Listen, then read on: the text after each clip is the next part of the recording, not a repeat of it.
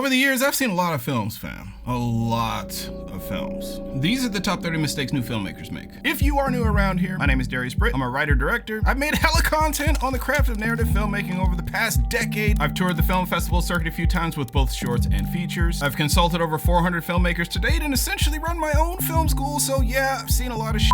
I'll try not to cover the obvious stuff like dust on the lens, out of focus shots, how often we see boom shadow, booms in the shot, crew members and reflections. She hasn't done that in a long time. And get this, her daddy even likes him too. Oh yeah, my sons, they were kind of suspicious at first, but they love him too, and her besties.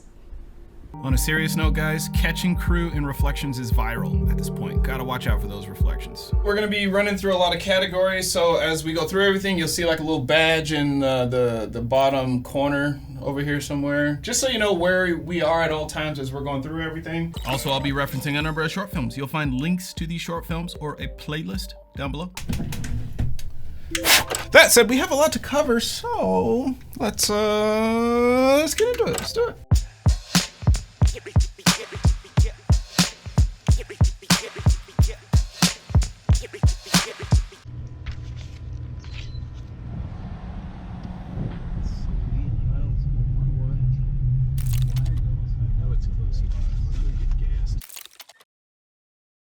One of the most common problems is people shooting undercooked scripts. Having scripts where characters are just lacking clear goals. When your characters don't have clear goals, lots of yucky stuff can happen that you don't want to deal with. Things like your story never takes off. It just kind of like sputters along. Your story might feel more like a series of unrelated events. There is no like cause-effect relationship between any of your scenes. Without a goal, your audience, they're not gonna know what they're supposed to be waiting to see, and so eventually they'll get impatient and they'll get bored. Just lots of yucky stuff. Sometimes people confuse the flowery bits for story. World building is not story. Clever dialogue, that's not story. Witty banter, that's not story. Backstory is not story. Flashbacks, it's not story. These are all the flowery bits. The flowery bits don't mean anything if you got a bunch of characters sitting around doing a whole lot of nothing. If you want to tell a story that an audience can follow along with, you need characters with clear goals. They gotta be trying to do something.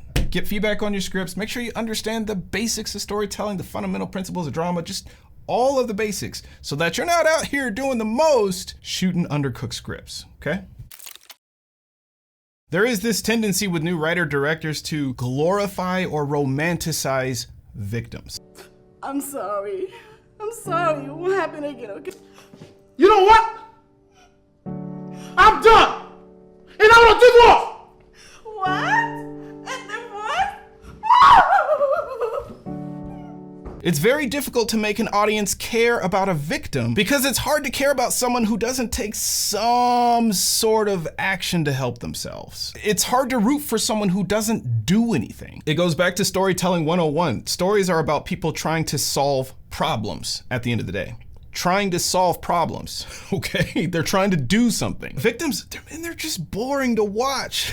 I'm sorry, it's really, really boring. For example, let's take the film The Flute. Dan has to survive his new roommates. It's very well shot, it's very well executed, very stylish film, loads of shock value, but after the film ends, it just kind of leaves you feeling meh. A large reason for this is the protagonist, Dan, he isn't really doing much. He's just kind of a victim of the circumstance. He's the least interesting aspect of the whole story. It's just lazy writing. It doesn't really take much effort or much skill to just write about a victim. As storytellers, it's our job to find ways that our characters can fight back in situations where it seems like there is nothing that they can do. The film Any Sign at All is a prime example of this. It's a story about a mother who's fallen on hard times and has made arrangements to give her unborn child to a couple who has the resources to raise it. She's got no money, runs out of gas, phone dies, super dramatic. This is about a character who's fallen on hard times, but she is far from a victim. Dealing with chronic depression, terribly difficult. In the short film Cope, we have a protagonist who finds an interesting way to deal with his crippling depression. He's not a victim, he's a fighter, he takes action. That's what makes him interesting to watch as a character, and it gives the story impact.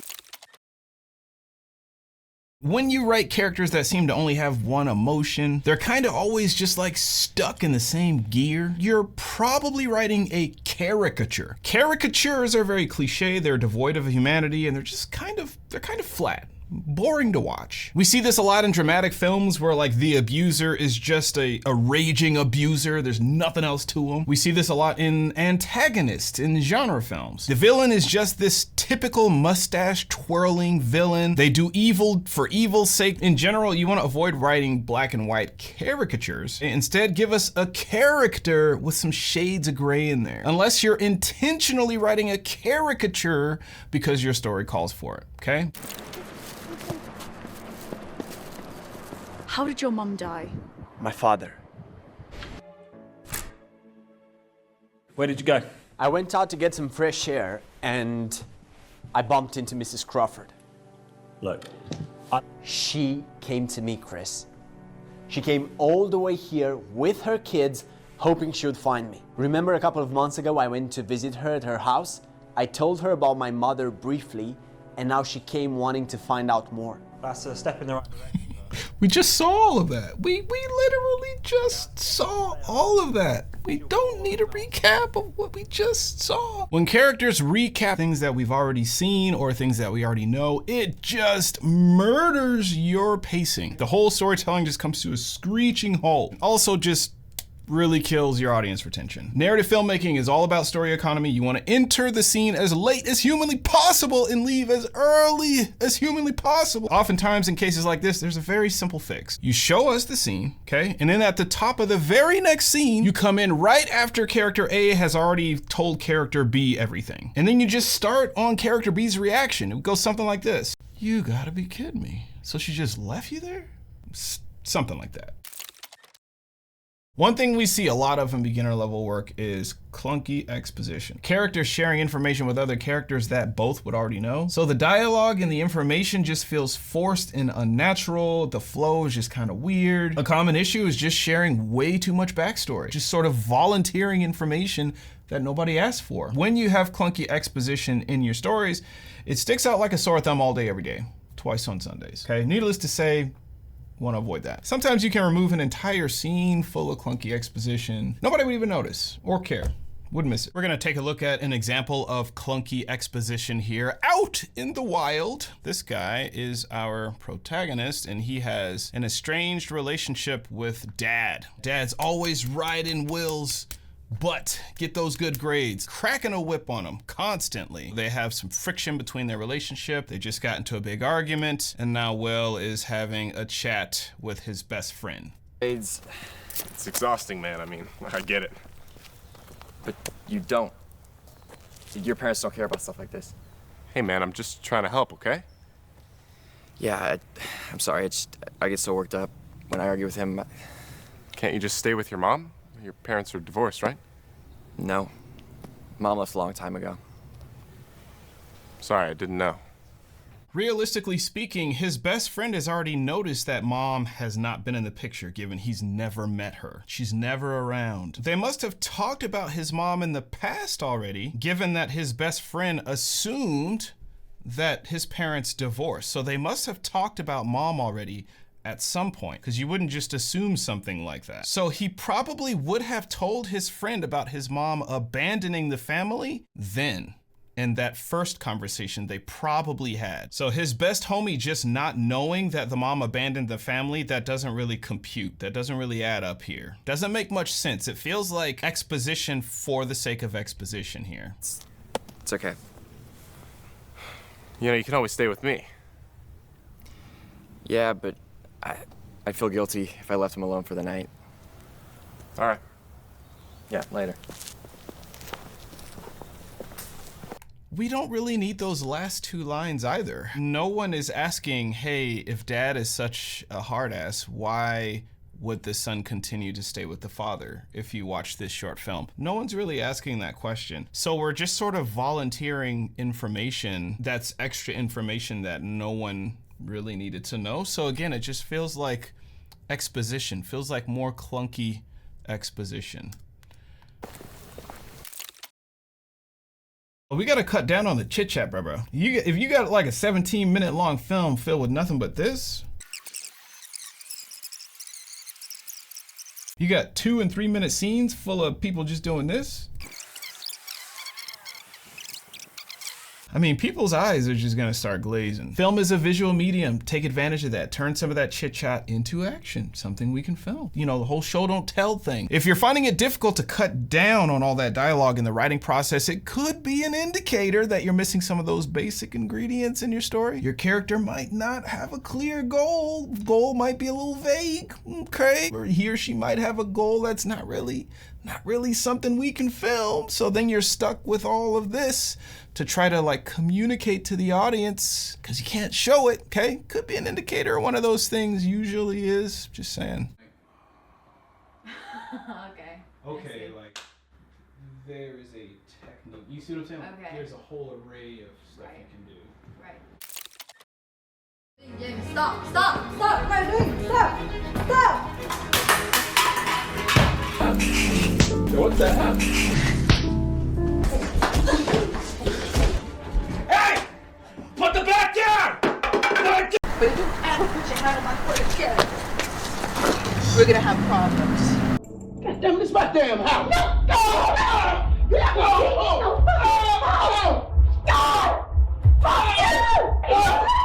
Oh man! You're a monster! You're a monster! You don't eat the lady! You don't eat the lady! Never you! Leave me!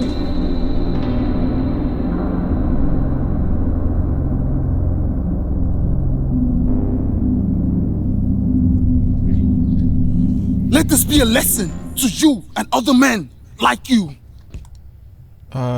He's not hitting him. What in the world? Cease, man. You're a disgrace. He's not even hitting him. Come on, guys. Come on. Come on. He wasn't even making contact. He wasn't even making contact. If your actors aren't really selling the physicality, they're just not committing, then you need to simplify the scene or change the blocking right there on the spot, because the underselling bit, just not really a good look. Which one of these scenes visually pulls you in more? This one? Just the other day, before he left, he had me by the throat earlier. Or this one? And your lunch. You like ham salad, don't you? What time will you be home from work tonight? Probably the first one, right? The place looks lived in. There's more stuff to look at. There's more going on in the frames, not so dull. With the second one, we just kind of have these plain white walls that just like suck the energy right out of the shot. Both of these locations have white walls, but one has production design and one does not. One of the biggest telltale signs of amateur work is just a complete abysmal lack of production design. Plain bare white walls all over the place. It's just viral. Usually zero effort in production design. Production design doesn't have to be expensive. It doesn't have to take a monumental amount of effort. Throw some shit on those walls. A little production design goes a long way in helping locations feel used and lived in. In my first feature film, Unsound, we would hang up like call sheets and things on the walls just for production design. Like nobody's gonna be able to read what it says. We just needed something on the walls to help make the place feel lived in. I am a talent manager over at Spotlight Agency. Here's my card. Send me your EP, send me your packaging. If I like what I hear, I'll work with you. Okay. Now, if you don't mind, you can give us the room. Sure. Baby girl, you are too young to be an A&R rep. Come on, man. Come on. Angie, come on, man. I'm not a hater. Come on, man. And besides, ain't nobody gonna get in the way of me. Come on now. Come on. If an actor just looks like they barely passed the driving test, then they probably shouldn't be playing a successful editor at a successful magazine publication, right? We've got roughly 4 weeks to get everything in place.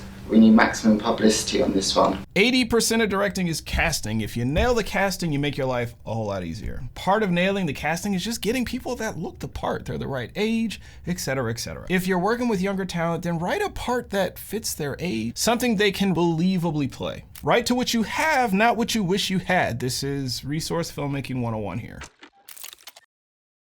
Another issue is having too many pregnant pauses. It's still something that goes on very often. I already explained this really well in an older video, so I'm just gonna default to when I explained it before. Please don't judge me, I promise. I'm not lazy, just don't wanna explain it again. So the thing about pauses and silence is it has to be earned. When you have two characters talking and interacting in a scene, and they take pauses to think or react to things, then it can really help pull your audience into a scene, which is great.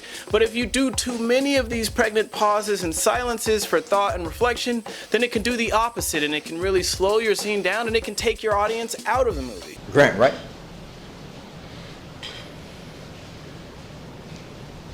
Right. The other night at the party, you were about to say something. Yeah. So you stopped me. You know why I stopped you? Nope. I just figured you was trying to play me. I wasn't. So what were you gonna say?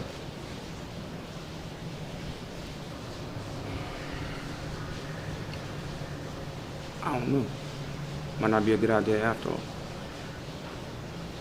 Play dumb if you want to. This will be the last time you had this opportunity. Pretty slow, right? The misconception is that dramatic movies have to be full of pregnant pauses and self-reflective silences, and that's not the case at all. You don't have to have a whole lot of pauses to build tension. One thing you gotta remember, the fewer the pauses you take, the more powerful each pause becomes, so you should be very selective about where you place your moments of silence. So which of these opening moments really grabs your attention? A? Happy birthday. Thank you. So how does it feel to be 50? Oh, so young. Girl, 25, 50, same thing. Or B? Do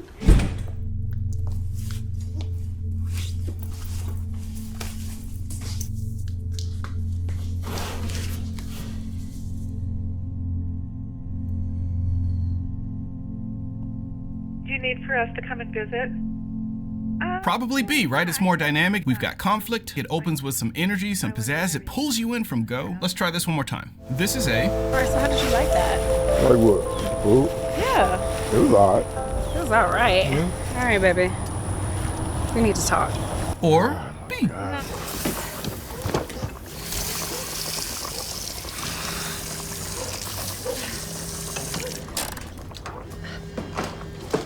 Again, I'm guessing B. There's more going on. It's more dynamic. There's more energy. There's not all this waffling. Ideally, when you open your films, you want to open with action. Your audience, they're going to have like a lot of information to take in all at once, which means if you start things off with a whole lot of yapping, it's just going to go right over people's heads. Whereas if you open with action, it's more engaging to watch. It eases us into the storytelling. It's easier to interpret what's going on. It's visual, it's engaging, gives us time to settle in. These are just some examples from my work of opening with action. I am always trying to find interesting ways to open with action. Very important concept, okay? Cut all the waffling, open with action. How many times can we start a film off seeing a character wake up in bed? The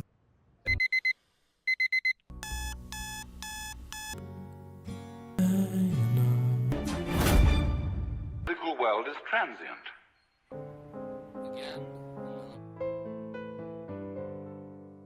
It's very cliche. It's such an overused way to open a film. I would advise, if possible, just kind of steering clear of the whole wake up in bed thing. If you're going to use the wake up in bed cliche, I would suggest like remix it or put a spin on it or do something interesting with it. I'm not saying you can't use it. I'm just saying find a way to spice it up, make it interesting. For example, my short film Behind the Smile, we use the wake up in bed cliche with a twist, a spritz of lemon, if you will, for our protagonist. Getting out of bed is the battle. For her, getting out of bed is in itself a problem. That is the central conflict. Another common cliche is the enraged freak out.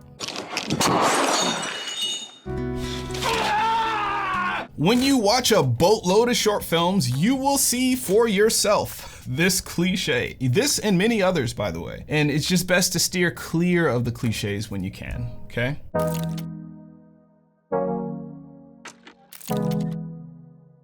So you shot all your stuff, you get back to the edit and you realize, holy shit, the camera wasn't level.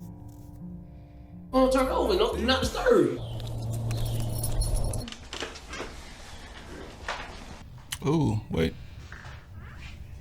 There are two reasons why this might happen. One is you're referencing a small viewfinder. Things look dialed in on a small screen when they really aren't. Or you're just rushing. Haste makes waste, mistakes happen. Slow down, take your time, use the level feature in your camera. If you're using a tripod with a bubble level, you should be checking that thing on like every shot.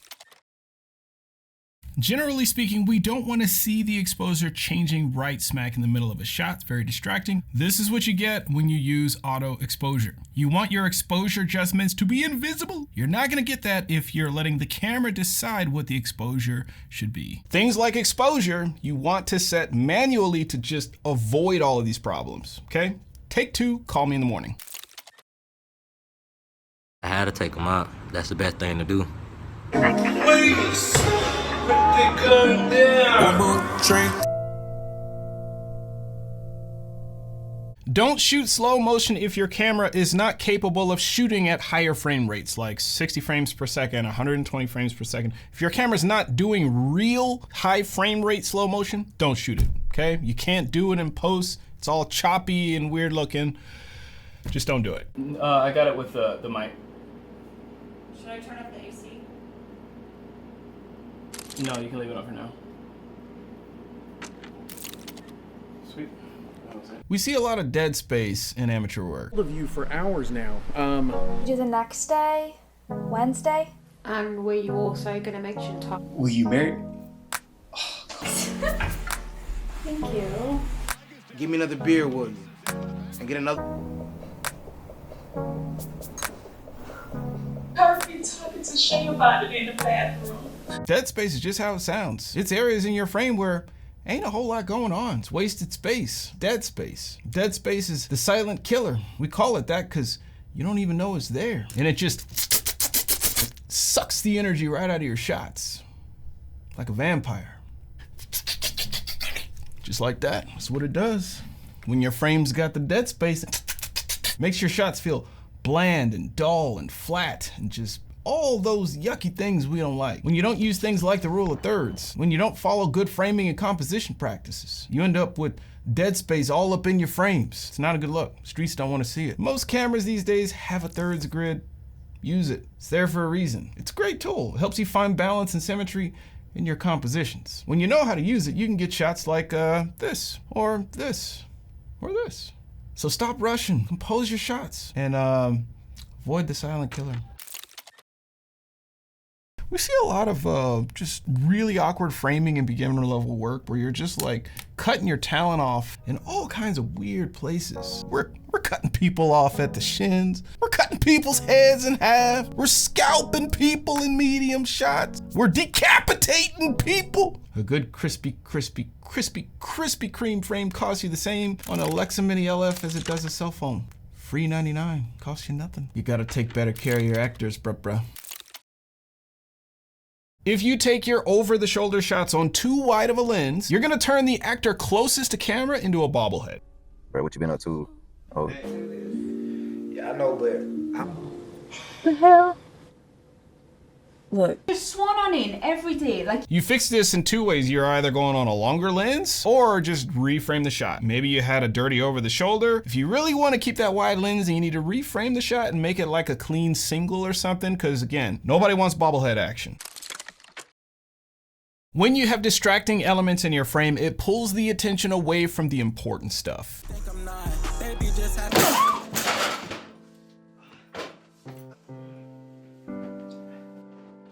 I've been talking to him for a couple of months. You don't pay no bills. There shouldn't be random stuff just hanging out in your frame because it just happened to be there, right? Everything in there, every element in there should be intentional. The devil's in the details, okay? Stop rushing, take your time before you press record. Check the frame over for anything that shouldn't be there. Look it over for any distracting elements. If you notice that soap dispenser's kind of big in your shot and is very likely to attract attention, then frame it out. These water bottles are only here because the actors were drinking on set and forgot the water bottles. And now here they are making a cameo appearance. You gotta catch this stuff. Take your time, stop rushing. Distracting cabling coming out of a wall, frame it out, blur it out, or go with a different angle. When you shoot people up against walls and corners, your shots are not gonna have much depth. Like, he is the best. I'm with him. James, then I'm with whatever. I got a question for you. She misses you, but she and I will be our I'm pregnant. I still feel the same way about you that I felt when we first met. Shots that lack depth feel dull, flat, and overall just kind of uninteresting. There is a simple fix for this problem. Pull your actor off the wall.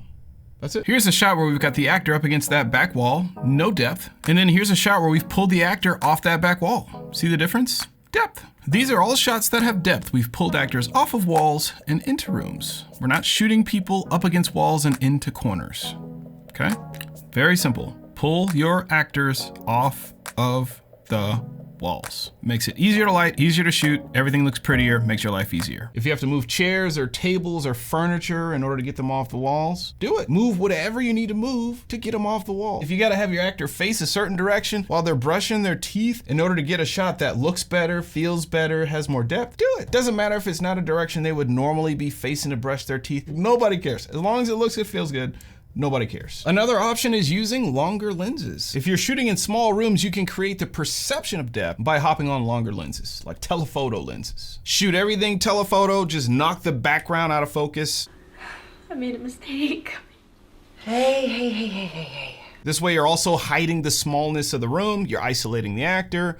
Boom, you got more depth. Another thing you can do is shoot through doorways. Getting out in a hallway, literally shooting through a doorway. It allows you to sort of layer and stack the image. Depending on how long the scene is, you can take a whole scene from the doorway without even moving camera into the room. I did this a few times in Unsound, shot a whole scene through a doorway. I did this a number of times in Behind the Smile. I did this in Pandemic. Shooting through doorways comes in handy, especially when you're shooting in like small locations, like small rooms, small apartments, just small spaces in general. It's literally like hitting the easy button to create depth in small locations. There are a number of other ways to create depth in your shots. We're not gonna cover all of them here today. The video's already gonna be long enough, but I've discussed many of these methods in my other videos. Feel free to check those out. Camera is rolling. Sweet. Awesome. Then we'll stand by so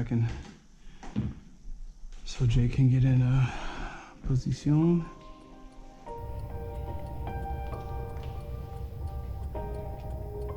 We didn't need that shot. We could have cut that shot.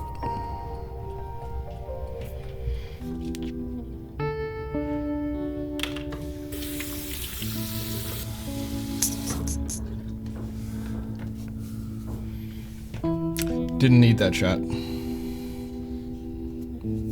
Could have cut it. So first off, what is an insert shot? An insert shot is when you cover a small piece of action in a close-up. You use a shot like this when you want to guide the viewer's attention to a specific detail in a scene. New filmmakers tend to have unnecessary insert shots in their films. For example, we can already see her reaching for the glasses, right? If we see her hand leave frame and then come back with a pair of glasses, we can put two and two together. She grabbed a pair of glasses, right? This shot sticks out like a sore thumb for all of the wrong reasons. We're not building tension with it. There's no new relevant information being communicated. This shot is literally not adding anything to the scene other than making the edit feel more choppy. Close-ups are a very powerful tool. You have to be very selective with how you use them. Every time you give us a close-up of something, you're telling us to pay very close attention to this thing. It is very important. If you keep giving us close-ups of unimportant stuff and telling us that it's important, then we're going to stop paying attention to your close-ups. And we're probably gonna stop paying attention to the rest of your film too, because we no longer have confidence in the storytelling. Make sense? Now, if her glasses were like a bomb that was set to explode in her face, then that would be a very different story. Then I would be saying, get close-ups all day, every day, twice on a Sunday of her grabbing them glasses, because there'd be all kinds of tension there, right? We would be doing the most. So again, of course, context matters, but you want to avoid having unnecessary insert shots in your films. When you establish a 180 line in a scene, it's best to pick one side of that line and take all of your shots from that side to maintain visual continuity. If you cross that line, this is called breaking the 180. The result is potential confusion for the viewer. Oh no, we just lost touch. You seem to have turned out just fine without him around. New filmmakers break the 180 all day, every day, usually because they're either rushing or they don't fully understand the role. They just kind of get confused on the day. And then when you go to cut your stuff together, you wind up with your characters or your talent on top of one another looking in the same direction. Yeah, see, unlike you, I don't judge people for going to the places where they've already been. No judgment, I'm just saying. Sure. So when are you guys heading off anyway? Makes for some very jarring edits. You throw a stone, you hit like 10 videos talking about the 180 rule. We're gonna need you to really understand that rule, okay? That said, an easy way to cross the 180 line without causing confusion or jarring edits is when you're doing shot, reverse shot, make one of those shots like a 2-shot or an over-the-shoulder shot where we can clearly see both actors and we can establish spatial relationships. Por ejemplo.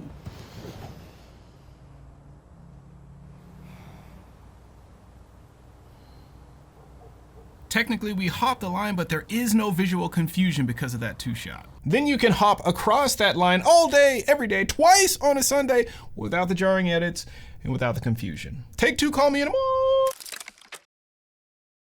So we see chess level cinematography all day, every day in amateur level work. It's not that bad, y'all. Hunks, right? You know you only act like that because you still want to with me.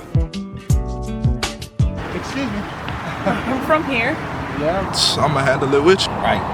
Whether the character is sitting or is standing, it doesn't matter. The camera is just always chest level, right? So what happens is you end up unintentionally looking down on characters without realizing you're doing it. When you look down on your subjects, you make them appear smaller. You're essentially removing power. You use an angle like this when you want to remove authority from the subject. So when you're just wholesale looking down on all of your characters for no apparent reason, you could see why this would be an issue. Don't be looking down on your subjects unless you're doing it for a reason. Take 2, call me in the morning. Okay, so I'm gonna have you look at the scene and see if you notice anything odd, okay?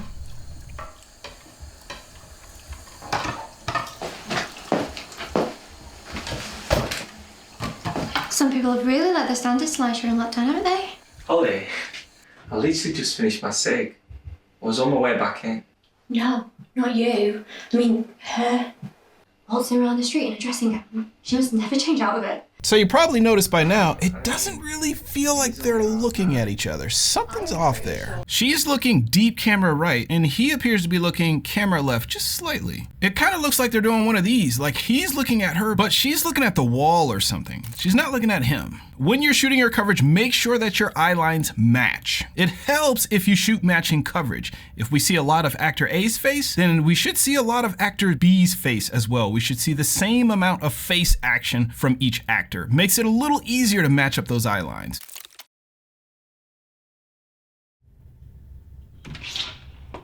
Mom? Mom? Mama! Why are we doing a reveal shot to just show somebody walk through a door? We don't need a camera move for that. You want to avoid moving the camera just for the sake of moving the camera. Ooh, if we did this shot, I could use my slider just to, you know, spice things up. This is not a good reason for a camera move. It comes off as self-indulgent. It comes off as a little masturbatory, right? It's good for you, but not for anybody else. Movement needs motivation or else it just kind of calls attention to itself. In the end, it was her voice.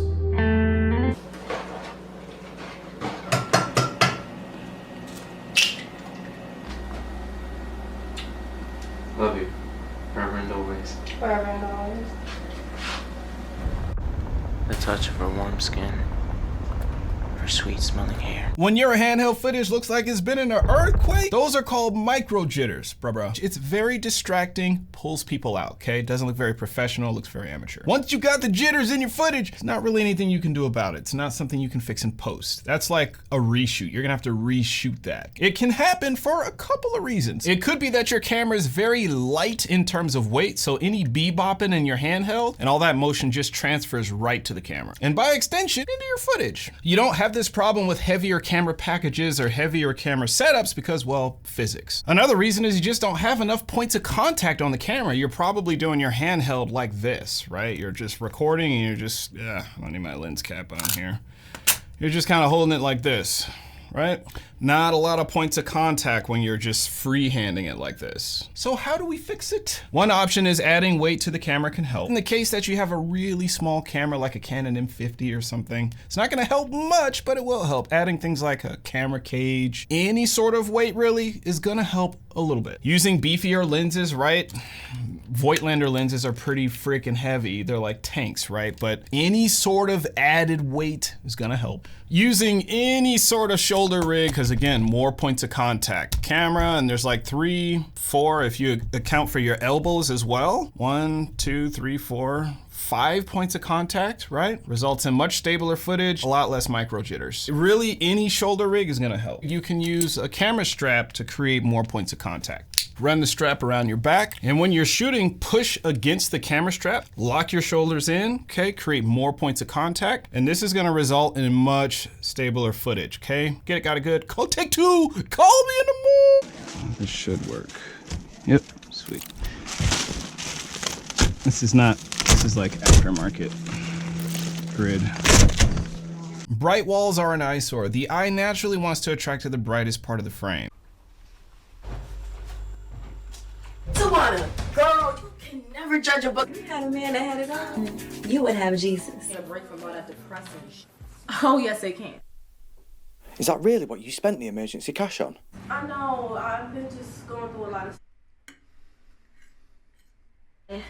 Do not be hating. Whack. You know what? If you got some bright ass walls going on, like the walls are significantly brighter than the subject, then guess where our eyes are gonna go? Right to the walls. Be mindful of the exposure values on the walls behind your subjects, especially white walls. When the values are dialed in, do you see how the image is more aesthetically pleasing? The eye knows exactly where to look. When the subject is brighter than the walls, even slightly, it looks and feels so much better. Hey, I'll talk to you about it later, okay? All right, bye. If I can't hear you, can't nobody hear you. You to come down to the studio. I got some beats.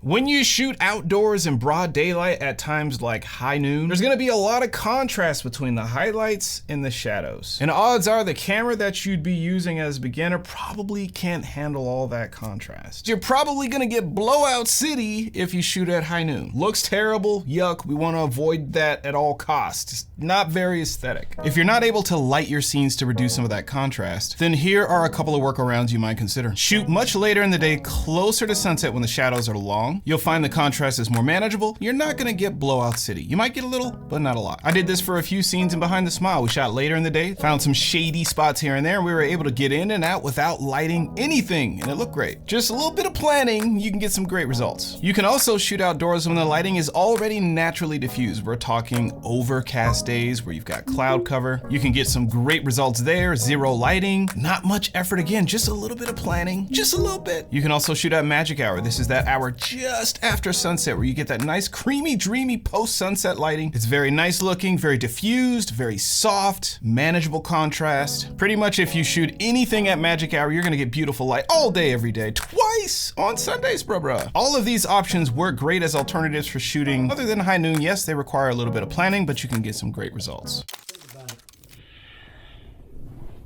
You ain't even gave me my loving yet. I'm not in the mood.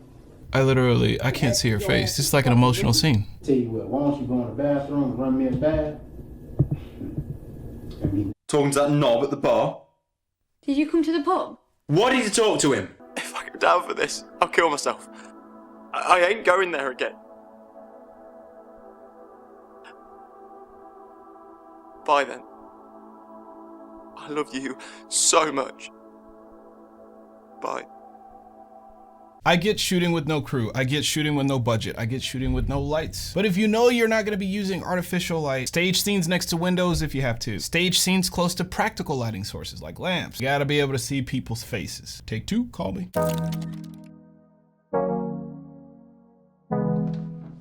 Who got you to this point, huh? You don't get it sometimes.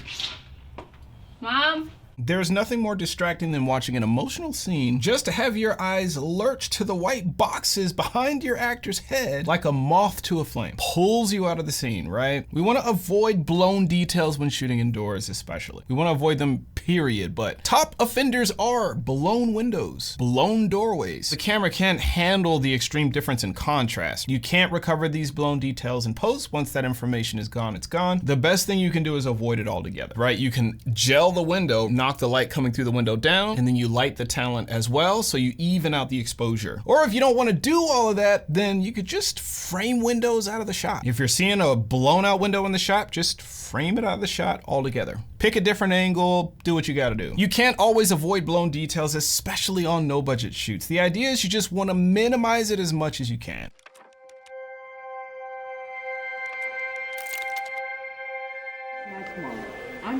The western side. Should probably be hearing some footsteps. Pretty sure I should be hearing footsteps. Is this the camera audio? What's going on? What happened to the sound? Maybe I don't want any wine because it reminds me that I probably rather be drinking with someone else.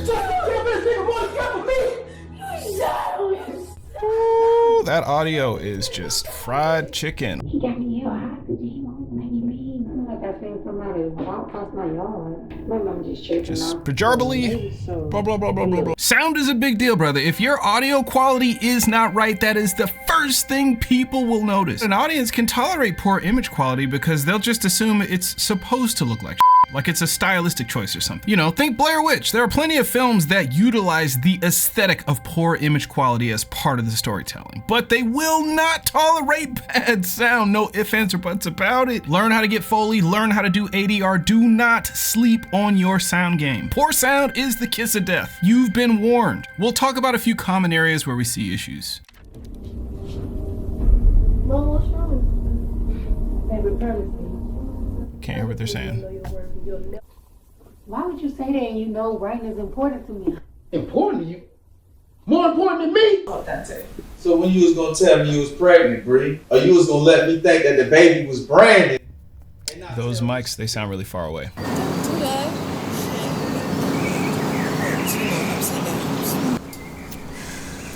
Gotta get those mics closer.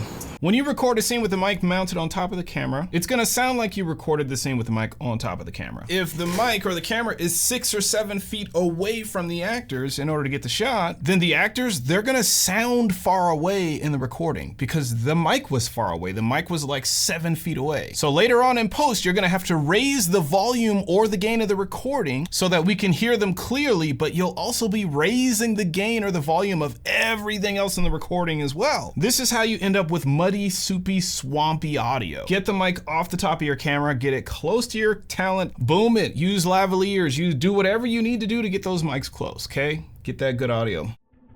Now look, I'm not on bond right now, okay? You need to leave.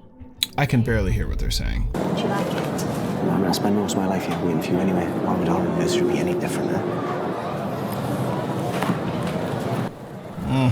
Really hard to hear what's going on in there. It's really muddy. Another common issue is just having a poor sound mix. The dialogue is too low, the ambient noise is too loud, the music is too loud, etc. You could have good quality recordings, but if you mix it poorly, it's almost the same as having poor quality recordings. Totally. I'm just, you know, I've been in the house so long, but I feel like if I didn't leave. Very loud swamp cooler AC type deal going on. I can't hear anything. Okay. When it comes to sound, you want to record in good recording conditions whenever possible, which means turning off noise generators like fans, air conditioners, any routers or modems that make clickety-click noises or chirps or hums or beep bops, computer fans, that's another common offender, air conditioners, any kind of noise generator, you want to turn it off lest it get into the recording. If you hear a plane passing overhead, wait till it passes before you start recording. You do not want to record through these things lest you get it into the recording, and then you got a mess to clean up in post, which is not fun. If you unplug the refrigerator, you want to take your keys and leave them in the refrigerator during the shoot.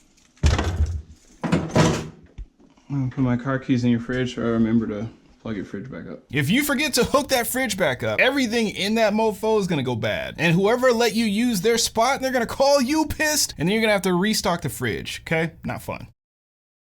We're gonna talk about some general housekeeping when it comes to post-production audio. You're gonna need some headphones for this. I want you to listen closely as I play through the scene.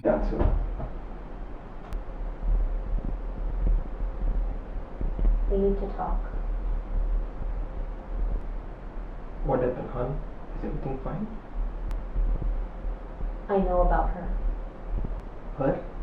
What do you mean? Who is her? The prostitute, Liam? Did you hear that clicking, popping sound every time we cut to a different shot? If you didn't hear it, play it again. I left a little courtesy mark here every time a pop occurs. That popping sound that you hear is the result of when you have harsh drop-offs in your audio tracks, it can result in clicky poppy sounds when you render things out. Very simple fix. Make sure you apply crossfades on your clips. This is what you call good housekeeping practices.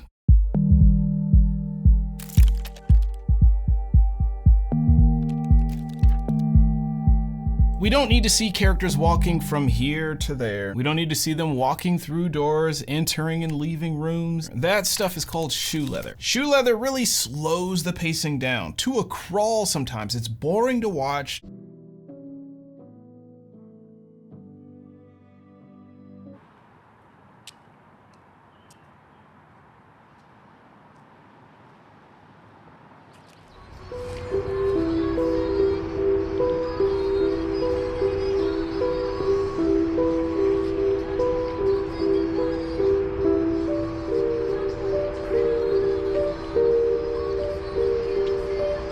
Generally, you just want to like cut the shoe leather out, as much of it out as you can. One of the biggest offenders is seeing characters walk through doorways. We don't need to see how characters enter and exit every room. Some of these films out here have ridiculous doorway counts. It's just a lot of watching people walk through doorways. A lot of dead air. Let's count the doorway moments in a 35-minute short film called Love Turned into Hate. Hey, what's up, boss? You trying to play? Man, nobody playing. I told you. Well, we know you ain't got no change. Nobody was taking the shit. Babe, what is wrong?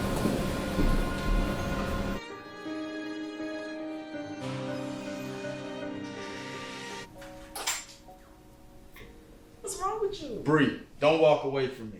Listen, Dante, I told you. What if the baby mine, Bree? I told you. 15 doorway moments. So basically, we're watching somebody walk through a doorway every 2.5 minutes.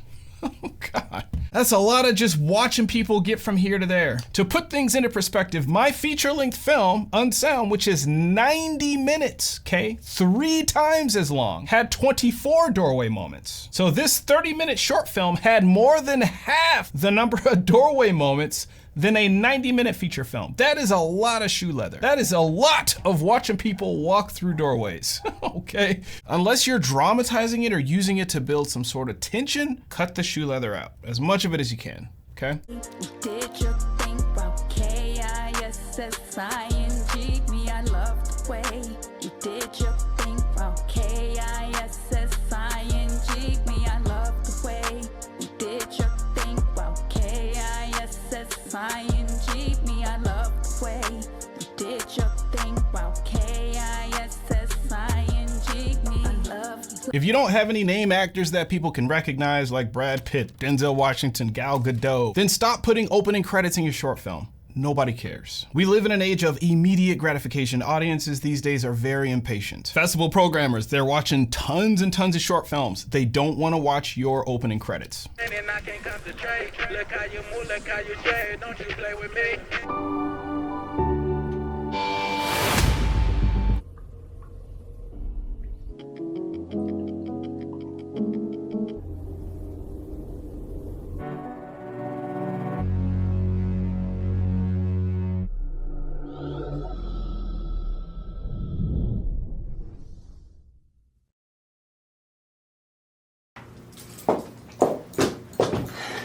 Hi, Lila. Good to see you again. Doing creative, thematic, animated titles can be amazeballs when you know what you're doing. But if you don't know how to do that sort of thing well, please keep it simple or hire someone else to do it. Someone who could execute at a higher level and really bring that production value. You just don't want your stuff looking like you fell into a box of CapCut templates. The potential for further flooding. Check out the environment agency website.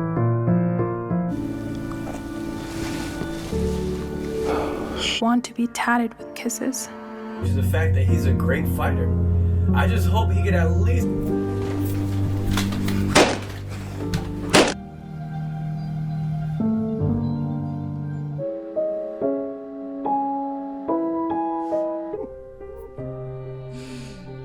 Lord, you said you wouldn't fail me. But you've taken everything from me.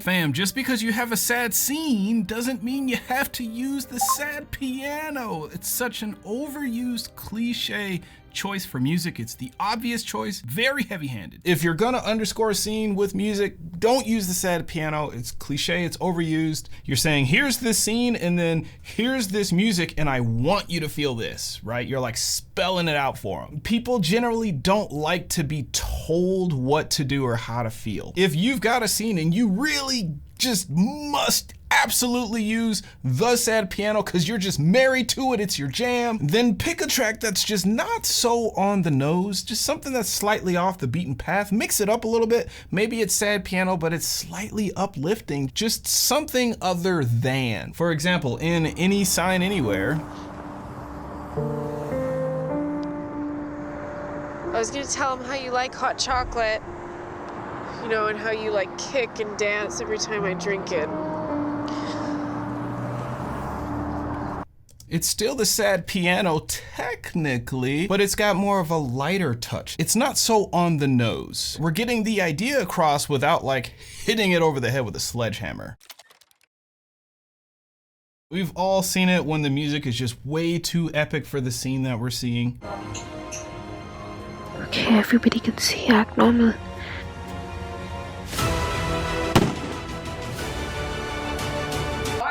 You know what? Get the out of my house. You leave out of my house now.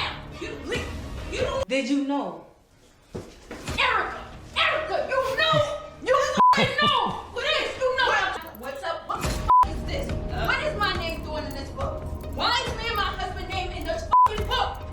Don't play like you know. Leave. Get out. Look! Leave. I didn't mean to intrude, but this here is so unnecessary. What is wrong with you? Fine. Get out of my house. You have a blessed life. Go to hell. You have a blessed life. Oh, that is too funny. What's wrong with you?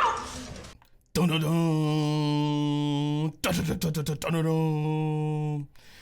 Did not need to be that epic. Very epic music. Very, very epic music. Almost sounds like the music belongs in like a movie trailer type thing. Generally, just avoid the overly epic music thing. Enough said.